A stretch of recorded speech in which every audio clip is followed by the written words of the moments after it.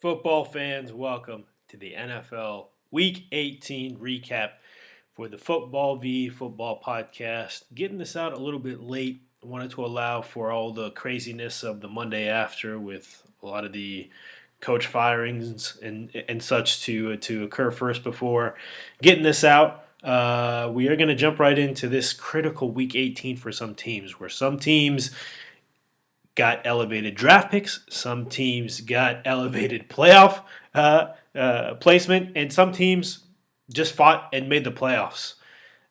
Before we get started, if you're watching on YouTube, please go ahead and subscribe. If you're listening on a podcast platform, subscribe and give us a good rating there. Would be much appreciated. We'll jump right into the first Saturday game, the game that we were discussing in the pick'em as it was going on. The Kansas City Chiefs beating the Las Vegas Raiders 31-13.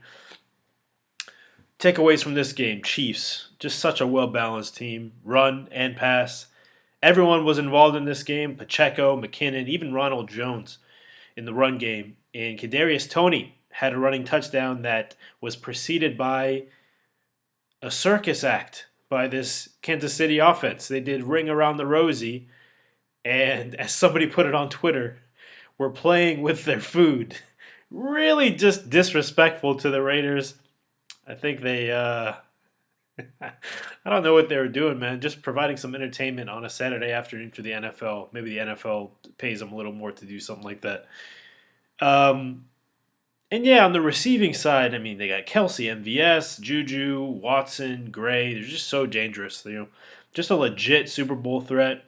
Even on defense, Chris Jones, 6 QB hits. 6 QB hits on Stidham. I can't remember the last time I saw something like that. Meanwhile, the Raiders with Jarrett Stidham had just an average game. Had some good runs. I think he had 50 yards rushing. Spread the ball around, was okay, but didn't really finish drives with touchdowns, which is what you really need against the Chiefs.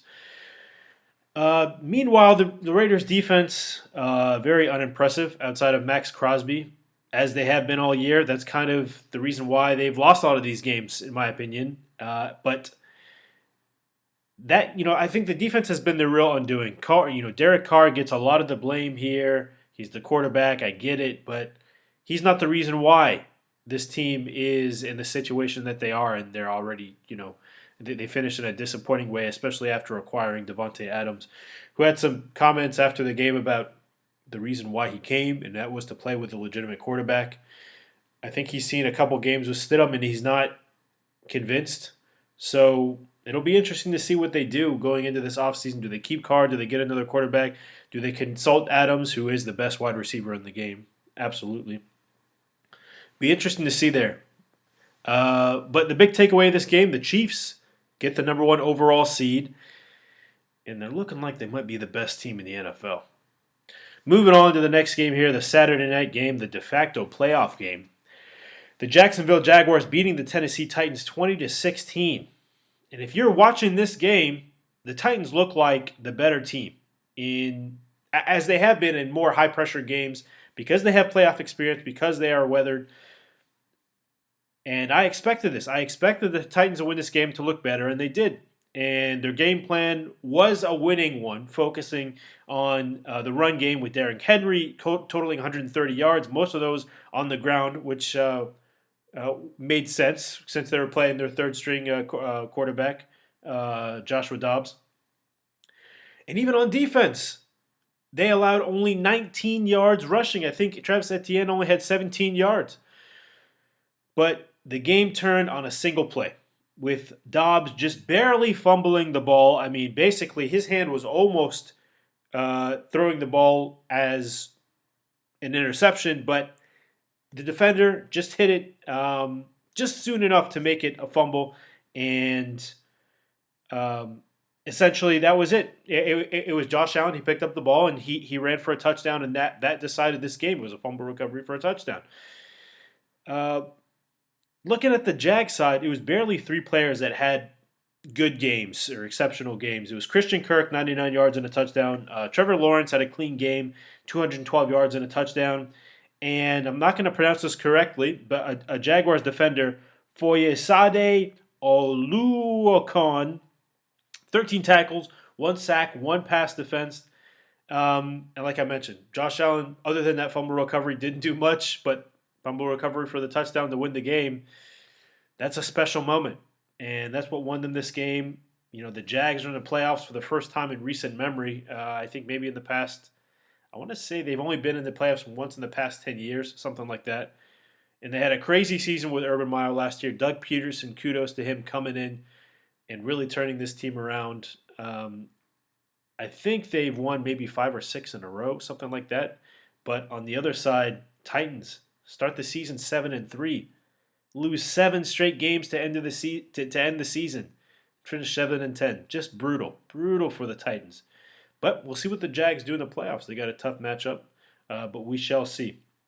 Moving on now to the Atlanta Falcons beating the Tampa Bay Buccaneers 30-17. It was the Falcons rookies that looked exceptional in this game. Tyler Algier continues to excel and dominate, as we said on this podcast before the season started.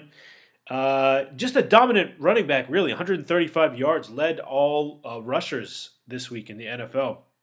And the fact that Antoine Winfield, who is a Buccaneers a defensive back, led this game in tackles, had 13 tackles out of all defenders on either team, really tells you how well Tyler was running through that Buccaneers front seven, who is no slouch, by the way. Drake London, another rookie wide receiver, 120 yards here, and Desmond Ritter, their quarterback, had a clean game, 224 yards and 2 touchdowns against, like I said, a very respectable Buccaneers defense who had their starters out there for, I think, a good chunk of the game. I think with the right offensive scheme, this team can make waves next season. Definitely. The Bucks, admittedly, they didn't have much to play for. They did play their starters. Brady did play, even though a lot of their starters were benched, I think, at some point. They were locked into the 4th seed. And this game went as expected to me. A way for the Falcons to get some more film on some of their rookies, and the Buccaneers just to avoid some rust before their playoff game next week. We'll see what they do. They got a tough matchup against the Cowboys on Monday night. A Monday night playoff game. A Monday night playoff game. Yes, stay on the goal. A Monday night playoff game. I don't know that I've seen that before. Actually, maybe last year is the first time they introduced it. That's going to be interesting to see. So we'll see how that goes next week. But we'll now go on to speak about the Buffalo Bills beating the New England Patriots 35-23. There was one of 2 ways the Bills could have come out in this game: emotionally drained or extremely motivated. The former would have been perfectly understandable given what happened with Damar Hamlin. He is thankfully recovering, but it was really scary there for a few days. But it was the latter that happened, and they returned the opening kickoff for a touchdown, and it was the first time in 3 years and 3 months that happened. And as Josh Allen mentioned, it's incredible because Damar Hamlin's jersey number is number 3, so it was all just it was I don't know how you describe something like that. Just just really special, honestly. Like that something like that happened. Just really, really cool. Um, this initially looked like a Bills, like the Bills were going to dominate in this game. This looked like a Bills route from early on. Diggs had a great game, 104 yards and a touchdown. But the Patriots, as they do, had their playoff lives on the line and really, really battled back in this game. I have to give them credit. They were into this game in the 3rd quarter and into the 4th quarter as well. They were really fighting for their lives. Devontae Parker, I thought, looked really good. He's a great receiver. I think he was out for a portion of the season. He had 2 touchdowns. Mac Jones, although he had 3 touchdowns, had 3 interceptions. It's going to be very interesting to see what kind of moves the Patriots make this offseason. Will Bill Belichick fire some of these misplaced coaches, these defensive coaches coaching offense, and these retreads, these guys that go from the Patriots coaching staff to head coach other teams, fail there, then come back and do something on this team. Coach, like I said, defensive coaches coaching offense, offensive coaches coaching special teams, doing strength and whatever it is. He finds a place for them, and I think they overperformed this year. I have to give them some credit, but not enough to get it done. I think they finished the season 8-9. Um, will they have a new quarterback? Is Mac Jones the answer for this team, or will they try to go to Bailey Zappi? They talk about how Robert Kraft, the owner of the team, is more of a Bailey Zappi supporter, but even he just kind of looks okay. They look pretty similar, him and Mac Jones. So we'll see. Will they draft a quarterback? Will they acquire one? There's some talk of Tom Brady actually going back to New England, which would be wild. Um, but yeah, meanwhile, the Bills look like a very, very scary number two seed, playing with extra motivation for DeMar Hamlin. We'll see how that goes. Moving now to the Minnesota Vikings beating the Chicago Bears 29-13 on a day when the Bears secured the number one draft pick. The result of this game, which was a loss, was in fact a long-term win for this team, securing that number one pick. And a further win. Nathan Peterman had one touchdown and zero interceptions. Yes, that's right. The human interception machine. Nathan Peterman had zero interceptions in this game. I never thought I'd see the day that he threw 19 balls without the opposing team catching one of them. Not much else to report on this game. KJ Osborne for the Vikings had the best game of anyone playing today. I think probably 117 yards. But this Vikings team is really just gearing up for the playoffs, locked into that 3 seed. They were trying to get that bad taste out of their mouth from that Cowboys or the Packers loss last week. Interesting stat. The leading tackler on the Vikings only had 4 solo tackles. I don't know that I've ever seen that before. On the Bears side, Joe Thomas, I have to say, he had a great game. 14 total tackles, 2 tackles for loss, and recovered a fumble. So the Bears have something to look forward to next year. Justin Fields, he's got to learn how to pass a little bit better. He is a great runner, exceptional runner. They traded for Chase Claypool, who really has been a disappointment for this team. But I think on defense they do have some pieces. They have this guy, and then there's another guy also who's a linebacker who's been very good as well. So Bears will be interesting. It's not the worst thing in the world going to a historic franchise like the Chicago Bears if you're a number one pick. So we'll see what happens with them. But we'll now go on to the Cincinnati Bengals beating the Baltimore Ravens 27-16. This was the Bengals taking care of business here, motivated to avoid that coin flip for a home game fiasco that the NFL concocted. Joe Mixon, when he scored a touchdown, even pulled a coin out of his glove for a TD celebration to mock the NFL and Goodell. And I think also Eli Apple, the Bengals defender, also held up a coin with Goodell with a clown face on a big kind of imposed on a big coin on the sideline. So that was kind of interesting. They were really upset about that, and they really had some fun with it. I don't know. Actually, I didn't follow up to see if the NFL fined them for any of that stuff, but they were justifiably angry to know that the NFL would have made this a coin flip if they would have lost this game, even though they are the division champions, to see if they host a home game. So they will host a home game next week against this team. You're going to see part 2 of this game next week at Cincinnati for the Bengals, Ravens at Cincinnati.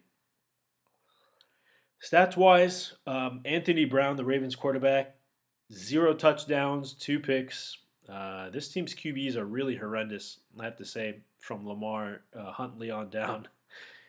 Isaiah Likely caught pretty much all the balls in this game. He had 103 yards. Kenyon Drake led the backfield with 60 yards and I think a touchdown.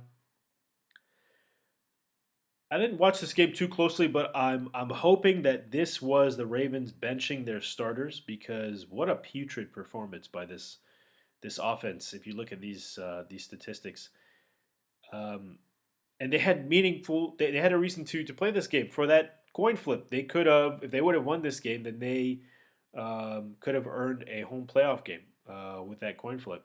But Roquan Smith on defense, he played well. He had 16 tackles. The Bengals spread the wealth here. It was a standard game for them. looking really dangerous going into the playoffs. And despite who is at quarterback for the Ravens, they're looking like the opposite. Moving now to the Houston Texans beating the Indianapolis Colts 32 to 31 in the most bizarre game of the day. Davis Mills, the Chicago Bears hero. Yes, you heard that right. The Chicago Bears hero. His late touchdown and 2-point conversion sealed the number one pick for the Chicago Bears and took it away from his own team. These Texans really hate their organization. Brandon Cooks, even though he had a great game, 106 yards and a touchdown, said after the game he has no desire to be there anymore. And he's been saying that all season. Even the trade deadline, he wanted out of there. So despite the fact that he is the best receiver, he wants out. Davis Mills knows he's also getting cut. He's not the long-term answer to this team, especially because they have a high draft pick. And Lovie Smith, the former Bears coach in his prime, knew the same. And the results of this game pissed off the Texans management so much that they fired Lovie right after the game ended. And I'm not even joking here. It was less than an hour after the game he was fired. Meanwhile, the Colts were actually effective in their strategy to intentionally lose and get a higher draft pick. I think they're number 3 now, number 3 or 4 in the draft order. They played their backups, including Zach Moss, who they traded for and finally had a good game, 114 yards and a touchdown. Sam Ehlinger played quarterback for this team today or on Sunday, and he continued to look average, 2 touchdowns, 2 picks. This team will almost certainly draft a quarterback in this draft, probably with that high draft pick they have. So we'll see what they do there. And shout out to Frank the Tank, who predicted Jeff Saturday wouldn't win a game after the initial game he won for the rest of the season.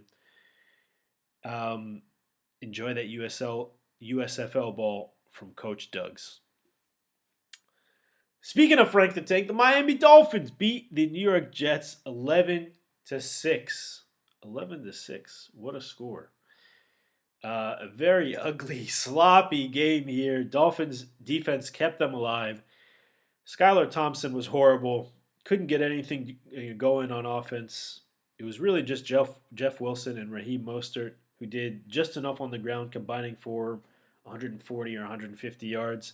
This is the point I made during the Pick'em show that they had to keep it out of the hands of Skylar Thompson, and just run the ball. And that's kind of what got the job done for them, barely. The Jets, with nothing to play for, called on Joe Flacco to earn his salary, and they looked feckless on offense. Flacco looked feckless. Try saying that 3 times quick. But that defense was determined to spoil the Dolphins' playoffs hopes, and they were nearly successful. I mean, this was actually really like a 9-6 game, and there was a safety on the last play of the game. So this was a very, very close game.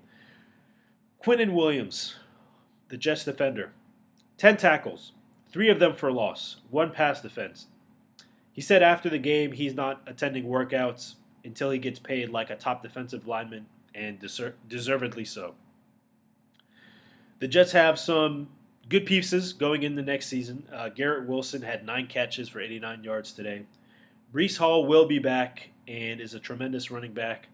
The only thing left for them, trying to figure out that QB situation. Zach Wilson, by the way, said he's going to give whoever comes in to compete with him hell. Hell is more descriptive of the offense when he's playing with them. But we will see. I don't know that Mike White is the long-term answer here. Maybe all that talk about Derek Carr, blaming him for all those ills on the Raiders, I think he'd do great on this team. I think he'd do great. The Dolphins, meanwhile, badly need Tua or Bridgewater at quarterback during the playoffs here. But the real concern is their offensive line, preventing them from getting injured. So it's not looking great. Tua, are they going to put him in there? I can't imagine him getting another concussion. What would that be, the 3rd or 4th of this year? That could be life-threatening stuff. So they really need to consider this before they do choose to put him in. There's no doubt. I mean, get maybe 6 offensive linemen in there or 7. Get 7 offensive linemen in there and just put Jalen Waddle and Tyreek Hill and put another tight end and maybe just get one running back to come in there and block for them. And we're going to move on to the next game here as we bring in NFG. Hey now, NFG, what's going on? what's up? You like my new catchphrase? Hey What? now, hey Hey now, now. hey now. There you go. Yeah, you've been listening What's to up? that song. How you doing, man? Good man. What's going on? Good, good, What good. We up at this What are we talking about? we up at this ungodly hour. Getting this recap in. We're gonna talk now about the Carolina Panthers beating the New Orleans Saints and your favorite coach 10-7. It's shocking how bad Darnold was in this game. 5 for 15, 43 yards, 0 touchdowns, and 2 picks. It was really Hubbard and Foreman on the offense that carried this team. They combined for 140 yards. I want to leave open the floor to you here. What did you think about this game and what happened here with your favorite coach, who is not fired yet, by the way? Absolute and utter garbage. It's What? garbage. Garbage. Garbage, Not man. dog water. Not dog water. No. Okay. No. Dog water would be something used to describe Dennis Allen's whole season as a coach. There we go. We But got for it. this game, we'll just stick with garbage. Again, he didn't give Taysom Hill the ball enough, Yep. and they freaking lost. That's what happens. Yep. Yeah. Darnold played one of the worst games I've ever seen a QB play, and resulting in a win. I mean, like since Tim Tebow at least. Yeah. Horrible game, man. Couldn't believe it. But that's what happens when you don't give Taysom Hill the ball. You lose ball games. Yeah. Yeah, Dalton played this whole game. Kamara had 107 yards, Olave 60 yards and a touchdown on offense. Otherwise, this was a meaningless NFC South game. The NFC South, a division with remarkable parity. 3 teams finished 7-10, and one team finished 8-9. How about that? Horrible. Crazy, And we played right? that 8-19, man. Don't get me started. Don't Crazy. get me started, man. Crazy. We will touch on that later, but we'll now move on to an AFC North battle. Pittsburgh Steelers beating the Cleveland Browns 28-14. What did you think of this game? More trash, man. More trash at the quarterback position. Who the hell is this guy? He sucks. I don't even know. Is it Anthony Brown? Is it Aaron Brown?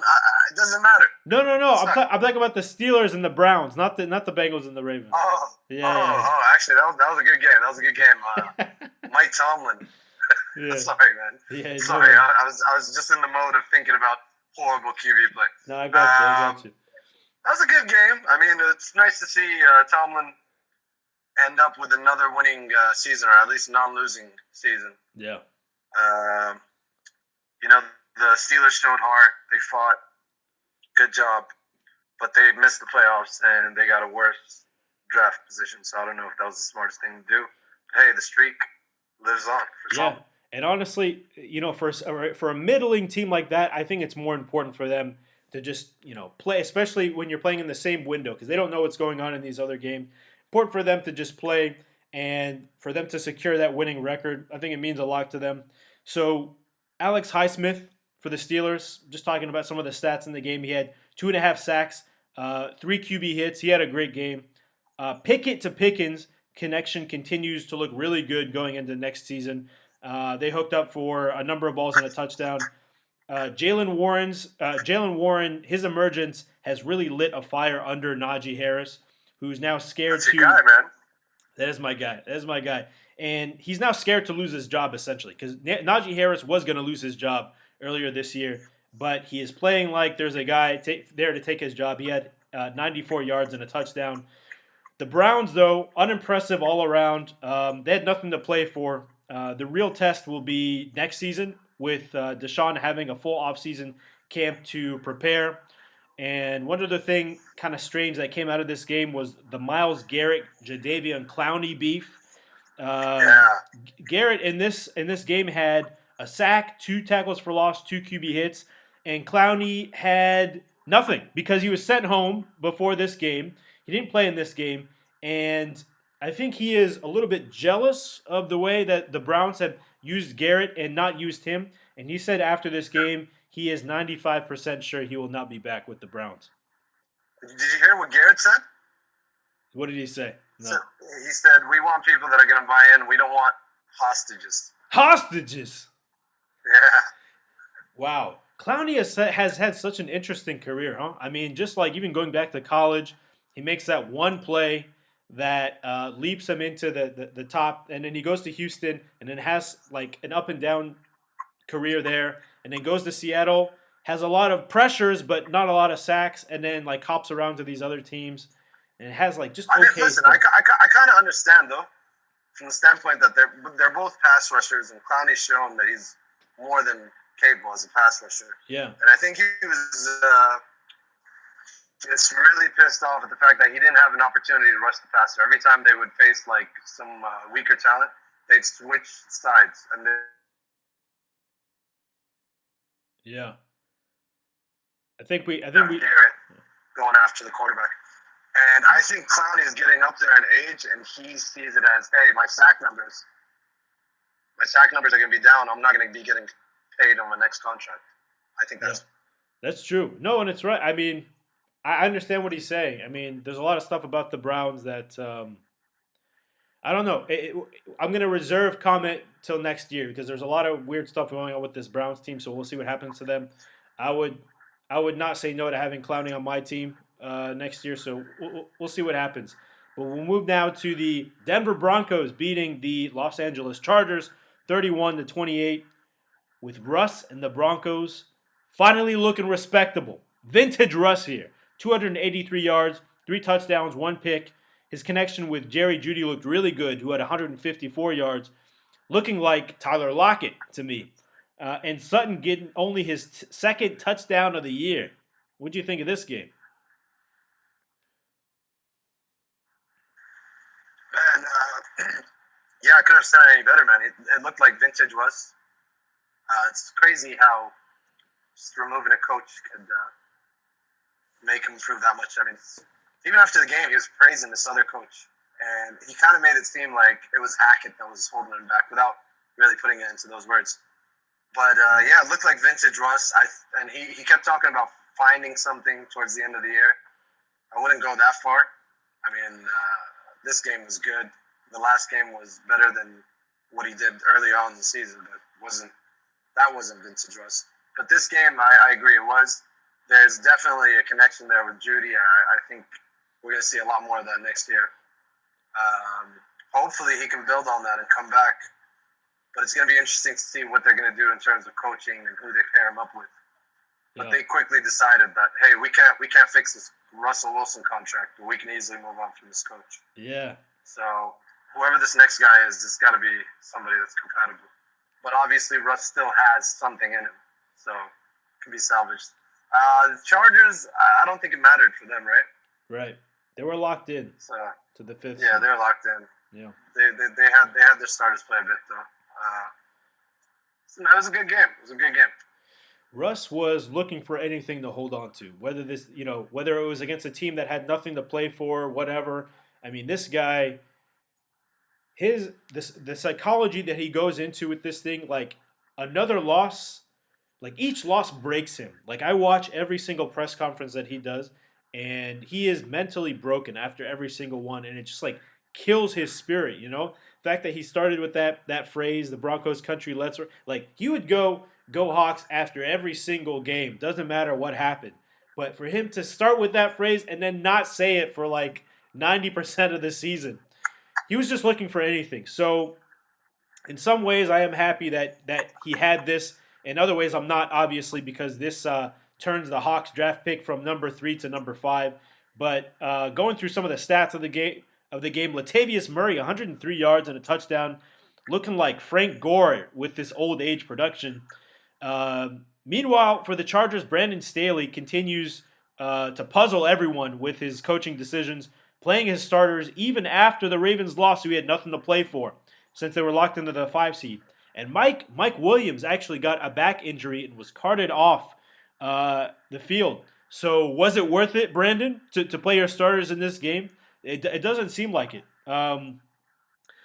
Keenan Allen was pretty much the guy that stood out in this game. Thankfully, he stayed healthy. He had 102 yards and 2 touchdowns. They got really lucky there. Um, and I will say, I think, like you mentioned, this is a promising way for the Broncos to go into the offseason from this hellish year relative to their expectations. Like I mentioned, they stuck it to the Hawks with this win and making their pick worse. And something that I noticed about this game, I was kind of surprised.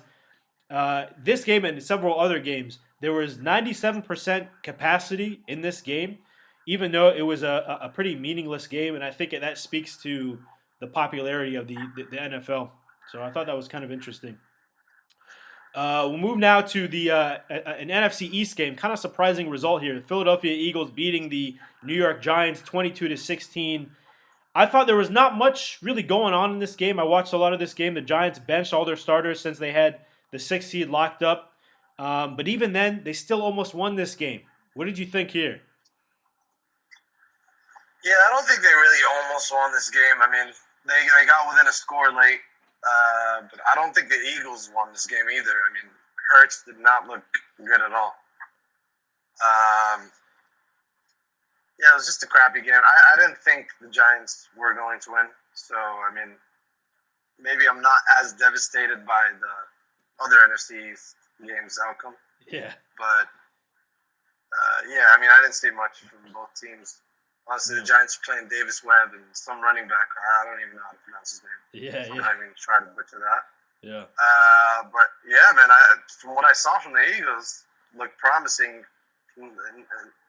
in the sense that they don't look that great going into the playoffs. So that's my takeaway from this game. Yeah, honestly, the Eagles look pretty average outside of Kaiser White on defense. 12 tackles, 1 sack, 1 tackle for loss, 2 passes defense, 1 QB hit. This guy was like everywhere. But, maybe the only thing that can keep Eagles fans looking ahead is maybe this is Jalen Hurts knocking off some rust after missing a few games. He had 0 touchdowns and 1 pick. He did not look good. I mean, he played this whole game. He did not look good. So they're going to hope that this is rust. But they go and they have a bye next week too. So there might be some continued rust after that. But you know what? At the end of the day, both of these are teams that are headed to the playoffs. It didn't really mean that much to either team. So we'll move on now to the San Francisco 49ers beating the Arizona Cardinals 38-13. 38-13. Another pretty meaningless game overall here, but man, the Niners just continue to look dangerous even in meaningless games. What do you think about the Niners? And I mean, they're going to be tough to beat, man. Especially if Brock Purdy keeps managing the game the way that he is. But I mean, they're playing a crappy team. They should win handedly, and they handled their business. That's what I saw.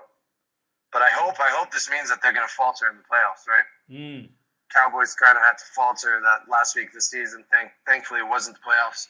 But eventually, you got to think that this Brock Purdy train needs to be derailed. I hope so. Or is going to derail at some point. I don't know, man. I don't know. He's playing solid. But we spoke about it last week and on the Pick'em show. He does give you a couple chances. Mm-hmm. He's going to give you a couple chances to pick up the ball. But obviously, the Cardinals are not going to intercept any passes. So right. Yeah. I just saw the Niners keep rolling.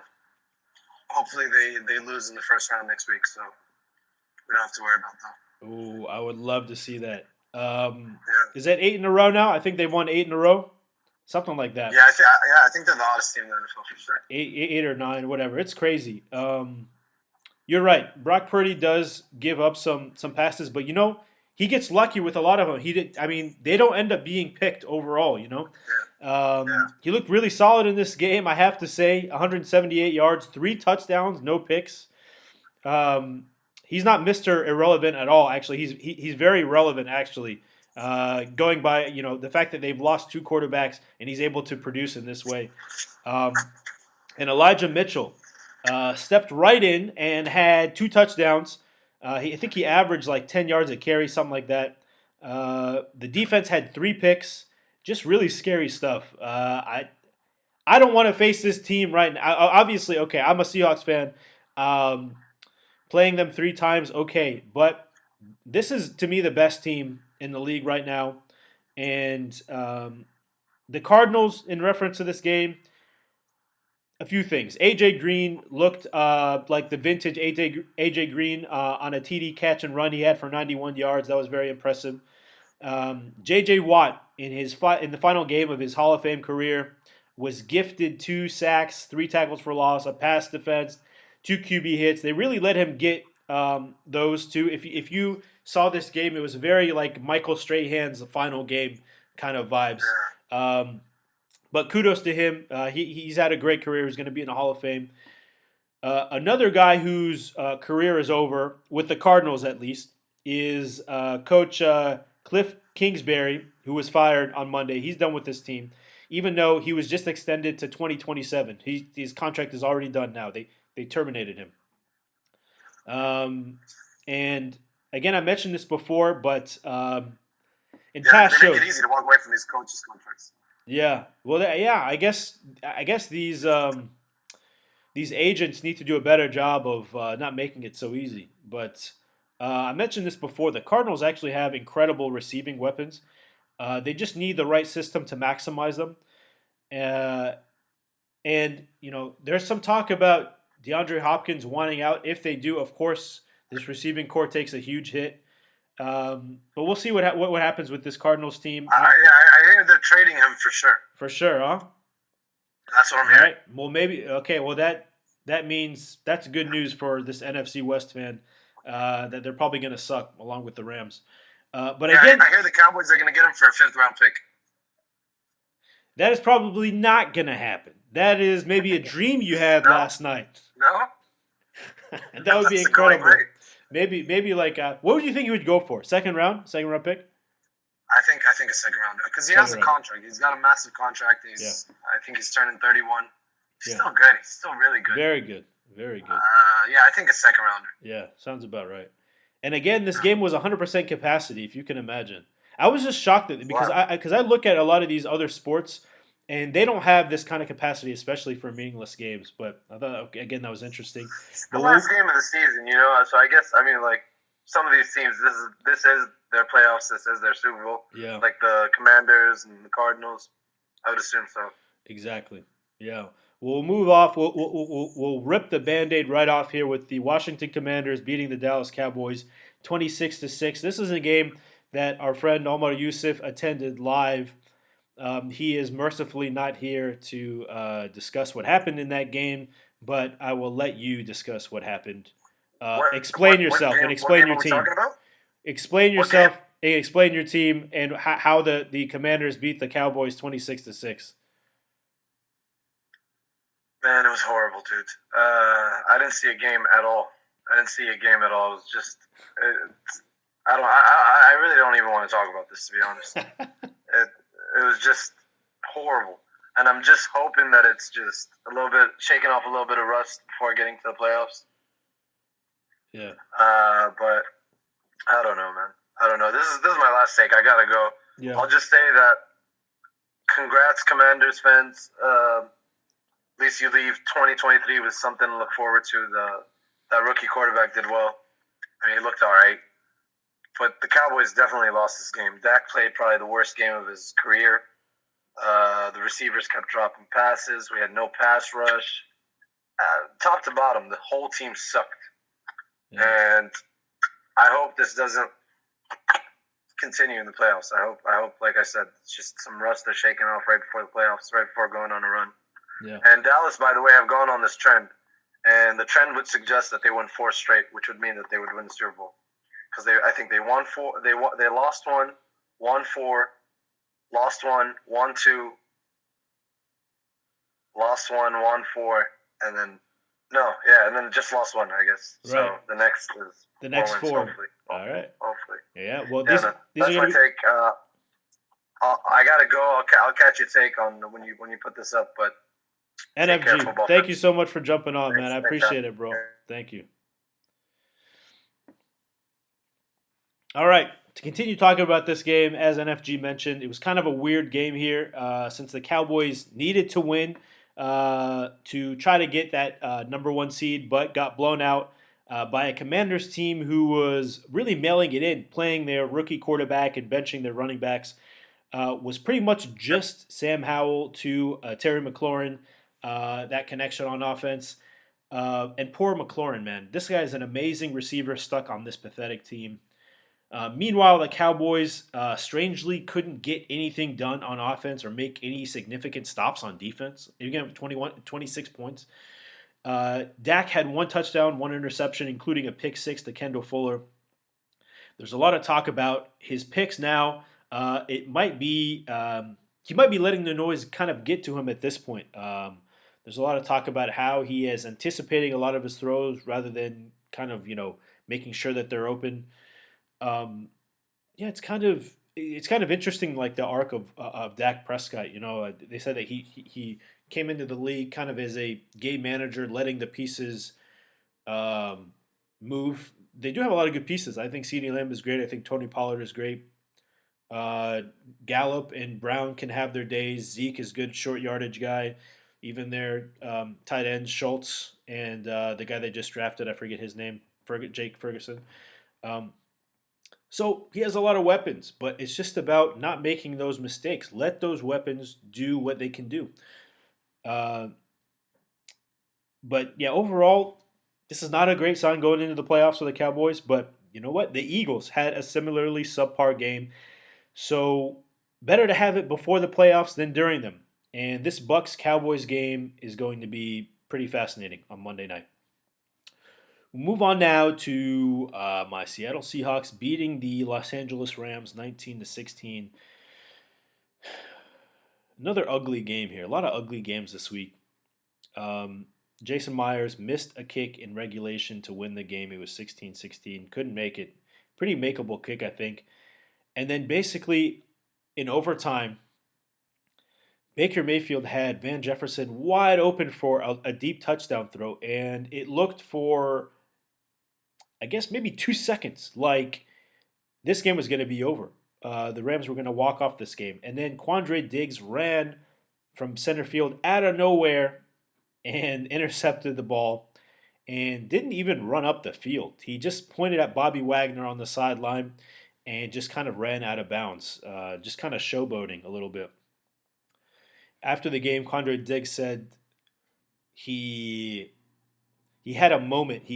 This moment flashed in his mind that the season was going to be over, but then he said he felt like a youthful 25-year-old and just kind of sprung to that ball and got it, and he had a moment of youth return to him.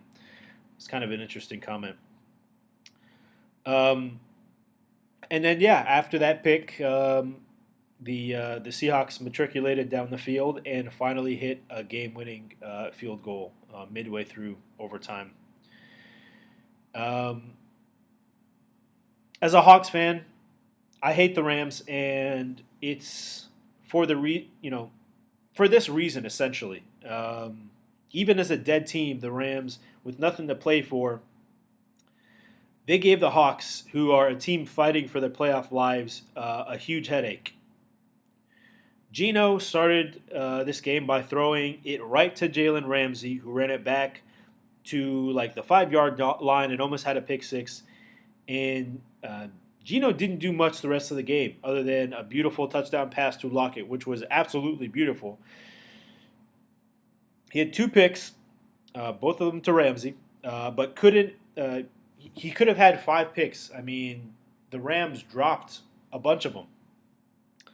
Ken Walker was a bright spot in this game for the Hawks, 124 total yards. He's so vital to their success and will have to be playing at a top level for them to make any kind of noise in the playoffs. The Hawks defense, I got to shout out Uchenna Nwosu. 6 tackles, a half sack, 2 tackles for loss, 1 pass defense, and 4 QB hits. He's the only really good player on their front seven. They're going to have to adjust that in the offseason. On the other side, it was all Jalen Ramsey. 2 picks, 3 passes defensed, almost single-handedly won this game.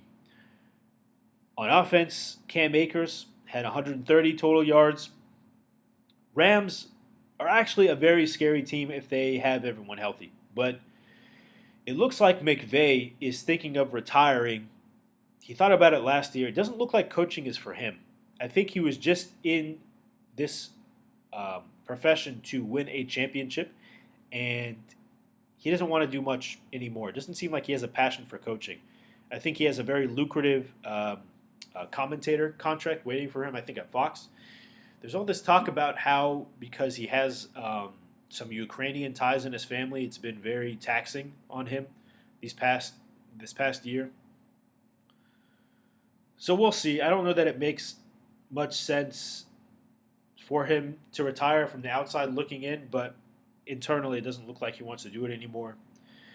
And even though they don't have any draft picks for the next few years, any good draft picks, with Cooper Kupp and Aaron Donald and Matt Stafford, Allen Robinson, and some other defenders that have been injured most of the year, they're a very strong team.